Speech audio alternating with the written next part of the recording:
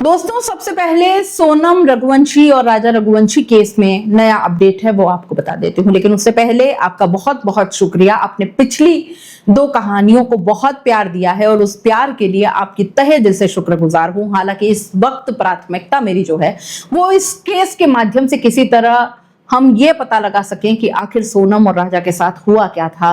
राजा की तो चलिए शव मिल गया, लेकिन सोनम का आखिर अभी तक पता नहीं लग पाया है क्या हुआ है उनके साथ, किस तरह की मर्डर मिस्ट्री है। इस कहानी के अंदर आज हम ये भी जानेंगे कि ये जो पटकथा है ये पूरी की पूरी इंदौर से लिखी गई है, क्योंकि मेघालय में क्या कुछ उनके साथ हो सकता था, क्या नहीं हुआ, क्यों नहीं हुआ और क्यों इसमें मेघालय की गलती नहीं है, ये भी मैं आपको इस कहानी के माध्यम से आपको बताऊंगी। लेकिन इस सबसे पहले जो अपडेट नया सामने आया है वो मैं आप तक पहुंचा देती हूँ, फिर आगे की बात करेंगे। दोस्तों, बता दूं कि इंदौर के ट्रांसपोर्ट कारोबारी राजा रघुवंशी और उनकी पत्नी सोनम का शिलांग से एक नया सीसीटीवी फुटेज सामने आया है। ये वीडियो 22 मई का बताया जा रहा है। वीडियो में दोनों एक मोपेड से होटल पहुंचते नजर आ रहे हैं। यही मोपेड पुलिस को लावारिस हालत में मिली थी। नए वीडियो में नए जो सीसीटीवी मिला है उसमें क्या है, तो चलिए ये भी आपको बता देती हूँ। सीसीटीवी फुटेज में राजा और सोनम होटल के बाहर करीब 4 मिनट कुछ 53 सेकंड तक नजर आते हैं। सोनम ने जैकेट उतारा, फिर दोनों होटल के अंदर आए और स्टाफ से बातचीत की। इसके बाद सामान रखकर फिर होटल के बाहर चले गए। फुटेज में सोनम ने लाल और नीले रंग की एक जैकेट पहन रखी है और ऐसी ही जैकेट सर्चिंग टीम को जंगल में मिली थी। उस पर खून के निशान थे, वो जैकेट खून से सनी हुई थी। पुलिस इस फुटेज को महत्वपूर्ण सुराग मान रही है। अब करते हैं आगे की बात।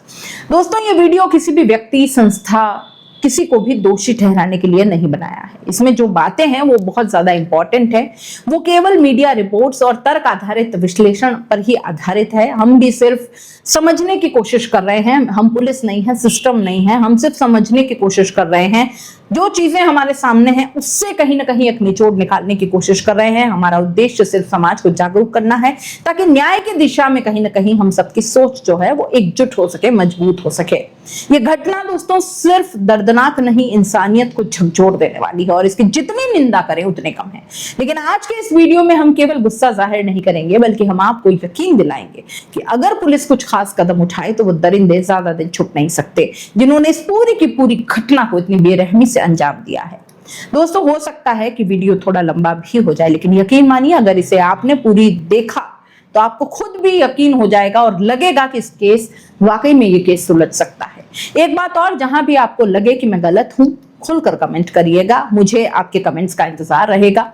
ये सिर्फ एक व्यक्ति की नहीं बल्कि हमारी सोच की लड़ाई है। आज वहां पर राजा और सोनम है, कल हमारा कोई अपना हो सकता है। दोस्तों, एक मासूम के लिए इंसाफ की ये लड़ाई है। इस घटना को हुए अब 13 दिन बीत चुके हैं। राजा की हत्या हो चुकी है और सोनम अब तक गायब है। लेकिन सवाल सिर्फ इतना नहीं है कि ये सब हुआ कैसे। असली सवाल दोस्तों यह है कि क्या मेघालय पुलिस सही दिशा में जांच कर भी रही है या नहीं। आज के इस वीडियो में जानने की कोशिश करेंगे कि मेघालय पुलिस किन किन लोगों पर शक कर रही है और क्यों, और यह भी कि जिन पर शक किया जा रहा है उनका असल में इस केस से कोई लेना देना है भी या नहीं। और सबसे अहम, हम आपको ये भी दिखाएंगे कि इस पूरे मामले में पुलिस क्या चीज मिस कर रही है जिसे नजरअंदाज किया जाना आज सबसे बड़ी चूक बन रहा है। इस केस को गहराई से समझने से पहले जरूरी है कि हम इसकी अब तक की टाइमलाइन पर एक नजर डाल लें ताकि हम तर्क रखें, आप भी पूरे संदर्भ में इस बात को समझ सके। हालांकि आप बार बार लिखते भी हैं कि पूरी वही की वही कहानी रिपीट करते हैं, लेकिन दोस्तों किसी चीज को समझने के लिए आपको पूरी की पूरी जानकारी आपको होना बहुत बेहद जरूरी है। आप में से कई लोग हैं जो ये शुरू से इस कहानी को फॉलो कर रहे हैं, कई लोग हैं जो मेरा ये वीडियो पहली बार देख रहे हैं, तो वो भी समझ पाए कि इससे पहले क्या हुआ था क्या नहीं। इस वजह से बार बार ये कहानी बतानी पड़ती है। 20 मई 2025 इंदौर से एक नवविवाहित जोड़ा राजा रघुवंशी और सोनम रघुवंशी हनीमून पर निकला। पहला पड़ाव था गुवाहाटी, वहां से ये मां कामाख्या के दर्शन के लिए गए। 21 मई को मंदिर दर्शन के बाद राजा और सोनम ने शिलांग जाने का फैसला किया। शायद किसी ने उन्हें सलाह दी थी कि वो जगह घूमने लायक है। 22 मई को दोनों शिलांग पहुंचे और वहां एक होटल में चेक इन किया। सीसीटीवी फुटेज में दोनों को साथ में देखा गया, सब कुछ नॉर्मल था। 23 मई उन्होंने नोंगियाट गांव के एक होम स्टे से चेकआउट किया। इसी दिन सोनम ने अपनी सास को एक वॉइस मैसेज भेजा जिसमें ट्रैकिंग की थकावट और परेशानी का जिक्र था। यही था सोनम की आखिरी आवाज। 24 मई जब परिजनों का संपर्क नहीं हो पाया तो लापता होने की रिपोर्ट दर्ज कराई गई। मेघालय पुलिस ने सर्च ऑपरेशन शुरू किया। 2 जून को करीब 10 दिन बाद राजा की लाश वीजा और डोंग फॉल्स के नीचे एक खाई में मिल गई। पास ही में एक दाव, एक टूटा हुआ मोबाइल और कुछ कपड़े मिले। 3 जून राजा की पहचान उनके हाथ के एक टैटू से हुई जिसमें राजा लिखा था। पोस्टमार्टम रिपोर्ट से साफ हो गया था कि यह मर्डर था। किसी ने दाव से कई बार वार करके राजा की बेरहमी से हत्या की थी। 4 जून पुलिस को माव कमा रोड के पास एक रेनकोट मिलता है, काले रंग का, वही रेनकोट जो शक के घेरे में है, क्योंकि माना जा रहा है कि यह सोनम का रेनकोट है। इस रेनकोट पर कुछ संदिग्ध दाग मिले हैं, खून से सना कहा जा रहा है और इसी की फॉरेंसिक जांच जारी है। 13 दिन हो गए, सोनम अब तक लापता है। कोई पता नहीं है वो जिंदा है या फिर मार दी गई है। राजा के परिवार ने अब सीबीआई जांच की मांग की है, क्योंकि उनका भरोसा अब मेघालय पुलिस पर नहीं है। आपने देखा कि ये कोई आम लापता होने का केस नहीं है, ये एक बहुत ही गहरी साजिश है। और अब तक पुलिस जिन लोगों को शक की नजर से देख रही है, क्या वो सही है या कोई और है जो पर्दे के पीछे है? सवाल अब यही उठता है कि क्या पुलिस सही दिशा में काम कर रही है, या जो सबसे जरूरी था वही सबसे नजरअंदाज हो रहा है। अगर इसी तरह जांच चलती रही तो राजा की मौत का सच दब जाएगा और सोनम वो कहीं खो जाएगी। इस सिस्टम की भूल भुलैया में अब जरा समझने की कोशिश करते हैं कि मेघालय पुलिस ने इस केस में अब तक क्या किया है, किस पर शक किया है और क्यों। राजा और सोनम के लापता होने की खबर जब 24 मई को पुलिस तक पहुंची तो पहले 2 दिन तक पुलिस ने इसे एक सामान्य मिसिंग केस माना। उन्हें लगा कि शायद नेटवर्क हो या न हो, कपल कहीं ट्रैकिंग में व्यस्त हो। लेकिन जब 2 जून को राजा की लाश मिली और हालातों ने यह साफ कर दिया कि यह एक्सीडेंट नहीं बल्कि एक मर्डर है, तब जाकर पुलिस ने इस केस को गंभीरता से लेना शुरू किया। राजा के बड़े भाई सचिन रघुवंशी, उन्होंने ये कहा कि हत्या का मामला है, मेरी सरकार से एक ही मांग है कि इस रहस्य को सुलझाने के लिए सीबीआई जांच करवाई जाए। मैंने अपने भाई को खो दिया है, लेकिन मैं अपनी भाभी को नहीं खोना चाहता। मैं शुरू से ही मांग कर रहा हूं कि खोज अभियान में सेना की मदद ली जाए। वहीं सोनम के भाई गोविंद का मानना है कि सोनम का अपहरण हुआ है। उन्होंने कहा, यह अपहरण है, हम तब तक यहाँ रहेंगे जब तक हमें सोनम नहीं मिल जाती। अब यहाँ सबसे अहम बात यह है कि चाहे राजा के परिवार वाले हों, सोनम के भाई हों या खुद मेघालय पुलिस, सबका यही मानना है कि ये एक प्लान्ड मर्डर है और सोनम लापता नहीं बल्कि किडनैप की गई है। लेकिन सवाल ये उठता है कि अगर सबको यकीन है कि यह मर्डर प्लानिंग के तहत हुआ है, तो फिर कोई किसी पर संदेह क्यों नहीं कर रहा है? किसी को किसी पर शक क्यों नहीं? आखिर मेघालय में इनकी किससे दुश्मनी हो सकती थी? क्या वहां का कोई लोकल इस तरह की बर्बरता की प्लानिंग कर सकता है? साफ है मेघालय में किसी का इनसे कोई निजी बैर नहीं था। और इतना भी तय है कि अगर यह प्लान मर्डर है तो इसकी स्क्रिप्ट मेघालय में नहीं बल्कि इंदौर में ही लिखी गई।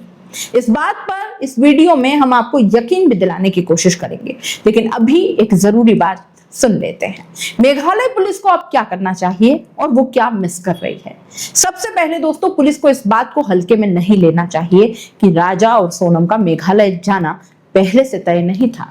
उनका असली प्लान तो असम में मां कामाख्या के दर्शन का था और वे वहां गए भी थे। लेकिन वहीं पर किसी ने उन्हें मेघालय जाने का सुझाव दिया और उसी सुझाव के बाद उन्होंने अपना प्लान बदला। वो मेघालय पहुंचे और फिर वही हुआ जो नहीं होना चाहिए था। राजा की दर्दनाक मौत और सोनम का रहस्यमयी तरीके से गायब हो जाना। अब इस बात को सिर्फ एक इत्तेफाक मानकर छोड़ देना भारी गलती होगी।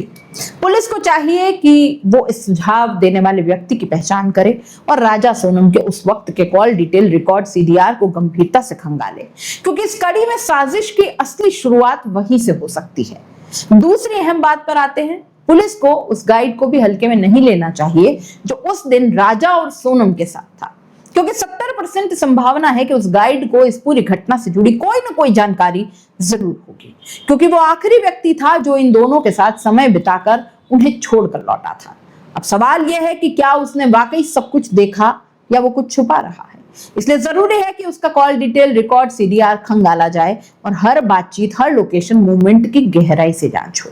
सबसे जरूरी उस गाइड को पूरी तरह से आइडेंटिफाई करके उससे कड़ी पूछताछ की जाए, क्योंकि इस बात की पूरी संभावना है कि जैसे ही उससे सख्ती से पूछा जाएगा वो जरूर कुछ ना कुछ उगल देगा और जो कुछ भी वो बताएगा वो इस केस के लिए बहुत अहम होगा। तीसरी और सबसे अहम बात, पुलिस को इस घटना स्थल को भी किसी हालत में हल्के में नहीं लेना चाहिए, क्योंकि घटना स्थल ही वो जगह है जो ये संकेत दे सकता है कि उस दिन असल में हुआ क्या था। अब आप खुद सोचिए, जब राजा पर हमला हो रहा होगा तो उस वक्त सोनम क्या कर रही होगी? अगर वो वाकई उसकी पत्नी है तो क्या वो चुपचाप देखती रहेगी? नहीं, एक पत्नी अपने पति को मरते हुए देखकर कभी शांत नहीं रह सकती। वो मर सकती है लेकिन उसके लिए लड़ने से बाज नहीं आएगी, और जब वो लड़ेगी तो उसे भी चोट लगेगी और घटना स्थल पर उसके खून के निशान जरूर मिलेंगे, लेकिन स्पॉट से ऐसा कोई ब्लड सैंपल नहीं मिला अभी तक। इसका मतलब साफ है कि सोनम को पहले ही काबू कर लिया गया था, और किसी महिला को इस तरह काबू करने के लिए अकेला आदमी काफी नहीं होता, कम से कम 2 या 3 लोग तो जरूर रहे होंगे। यानी कि इस पूरी वारदात में 3 से 4 लोग तो शामिल रहे होंगे। कुछ लोगों ने सोनम को रोका होगा और बाकी ने मिलकर राजा की हत्या की होगी। ये भी हल्की बात नहीं है कि कई लोग मिलकर एक घटना को अंजाम दे, क्योंकि जहां ज्यादा लोग शामिल होते हैं वहां सुराग छूटने की संभावनाएं बढ़ जाती है और उन्हें ट्रैक करना भी आसान हो जाता है। अब बात करते हैं उस एंगल की जिसे लेकर सोशल मीडिया पर काफी चर्चा है। क्या इस घटना में मानव तस्कर गिरोह शामिल हो सकता है? देखिए, हम इस संभावना को पूरी तरह खारिज नहीं कर सकते, लेकिन ये सबसे मजबूत एंगल नहीं है, क्योंकि मानव तस्करी जैसे नेटवर्क आमतौर पर किसी सुनसान जगह या ऐसी जगहों से अपना शिकार चुनते हैं जहां रिस्क बहुत कम हो, सीसीटीवी या पुलिस की निगरानी न के बराबर हो और लोगों की आवाजाही ज्यादा ना हो। जबकि जिस जगह राजा की लाश मिली और सोनम लापता हुई वो एक पब्लिक टूरिस्ट पॉइंट है, जहां हर दिन लोग आते हैं, लोकल गाइड रहते हैं और पुलिस की नजर भी होती है। तो ऐसे में कोई भी मानव तस्कर गिरोह वहां जाकर शिकार ढूंढे, ये तर्क कमजोर लगता है। लेकिन इसका मतलब ये नहीं है कि पुलिस इस एंगल को नजरअंदाज करे, बल्कि अब पुलिस को चाहिए कि 4 जून को जहां से एक कोट बरामद हुआ जिसे सोनम का माना जा रहा है, उस इलाके की विशेष तलाशी भी ली जाए, वहां आसपास के सीसीटीवी कैमरों को गंभीरता से खंगाला जाए, उस रूट पर भी सघन सर्च ऑपरेशन चलाया जाए। और इसके अलावा एक और बड़ी बात यह है कि पिछले महीने मेघालय में ही एक मानव तस्करी गिरोह गिरफ्तार किया गया था। पुलिस को चाहिए कि उन गिरफ्तार किए गए लोगों की दोबारा रिमांड पर लेकर कड़ाई से पूछताछ की जाए, क्योंकि ऐसे नेटवर्क में एक गिरोह को दूसरे गिरोह के मूवमेंट की जानकारी अक्सर हुआ करती है। अगर इस केस में किसी भी स्तर पर मानव तस्करी जुड़ी है तो ये एंगल जरूर सामने आ सकता है। अब आपसे एक सवाल, अब तक जो कुछ भी आपने इस वीडियो में देखा, सुना, समझा या पिछले मेरे वीडियोस आपने देखे, तो आपको क्या लगता है कि जो बातें हमने रखी वो तार्किक और सही दिशा में है या नहीं? या फिर आपको भी यही लगता है कि इससे भी आगे कुछ हो सकता है? अपनी राय कमेंट बॉक्स में जरूर बताइएगा। और अगर आपको लगता है कि इस केस की सच्चाई सामने आनी चाहिए तो इस वीडियो को शेयर जरूर करिएगा, क्योंकि क्या पता आपके एक शेयर से एक बेटी जिंदा मिल जाए। और अब हम आपको वो एंगल बताने जा रहे हैं जिसके बारे में अब तक किसी ने नहीं सोचा, न पुलिस ने, न मीडिया ने और शायद ना ही आपने। दरअसल अगर इस बात को मानकर चले दोस्तों कि ये एक प्लान किया गया मर्डर था, चाहे सोनम अब भी जिंदा हो या उसका भी कत्ल हो चुका हो, तो एक बात तो साफ है, जो नया हथियार दाव घटना स्थल से बरामद हुआ है वो इस आशंका को और भी मजबूत करता है कि ये कोई अचानक हुई वारदात तो नहीं थी, बल्कि पहले से पूरी तैयारी के साथ की गई साजिश थी। सवाल उठता है कि अगर यह साजिश थी तो इसे रचा किसने? और जब आप भी इस सवाल की तह में जाएंगे तो एक ही बात सामने आती है कि ऐसा प्लान वही कर सकता है जो इन दोनों के नजदीक था, या फिर कोई झगड़ा रहा होगा जो बहुत गंभीर और गहरा था। यह भी हो सकता है कि राजा और सोनम में से किसी की निजी जिंदगी में कुछ ऐसा चल रहा हो जिसकी जानकारी उनके परिवार वालों को ना हो। राजा की तरफ से अगर देखा जाए तो संभव है कि किसी को प्यार में धोखा मिला हो या राजा ने किसी का दिल दुखाया हो और वो इंसान इस हद तक पहुंच गया हो कि उसने इस पूरी बर्बरता को अंजाम दे डाला। सोनम के एंगल से एक और आशंका उभरती है कि हो सकता है कोई लड़का उससे एक तरफा प्यार करता हो, जो उसे हर हाल में पाना चाहता था, और जब ऐसा नहीं हुआ तो उसने ये सब कुछ कर डाला। ऐसे लोग किसी भी हद तक जा सकते हैं। हो सकता है सोनम की लाश न मिलने की वजह भी यही हो कि वो अब भी उस दरिंदे के कब्जे में हो। लेकिन यहाँ हम ये साफ कर देते हैं कि इस तरफ ध्यान दिलाने का उद्देश्य किसी को भी ठेस पहुंचाना, आरोप लगाना या अपना फैसला सुनाना नहीं है। हम सिर्फ कयास लगा रहे हैं, किन किन एंगल से जांच हो सकती है ये समझने की कोशिश कर रहे हैं, बल्कि पुलिस और समाज का ध्यान इससे संभावित एंगल की ओर आना चाहिए। ये जांच बेहद जरूरी है। पुलिस को चाहिए कि वो राजा और सोनम दोनों के ही पिछले कुछ महीनों के कॉल डिटेल रिकॉर्ड, सीडीआर पर गहराई से काम करे और अगर जरूरत लगे तो उनसे जुड़े कुछ लोगों से पूछताछ भी की जाए, क्योंकि अगर ये घटना सच में प्लान की गई तो यकीन मानिए सच बहुत दूर नहीं है, बस नजर से कहीं ना कहीं छिपा हुआ है और पुलिस वहां तक जरूर पहुंच जाएगी। नमस्कार।